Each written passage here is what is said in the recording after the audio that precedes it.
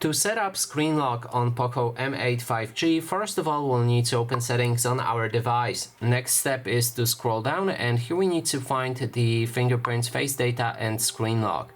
Click on the screen lock option and then it will allow you to choose between 3 different passwords.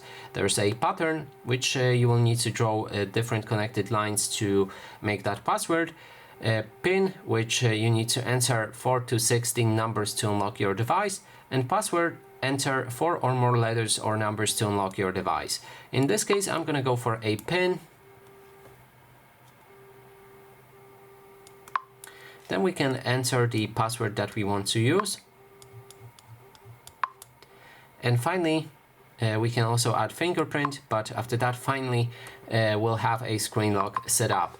And that is basically everything. Thanks so much for watching. And if you like this video, please consider subscribing.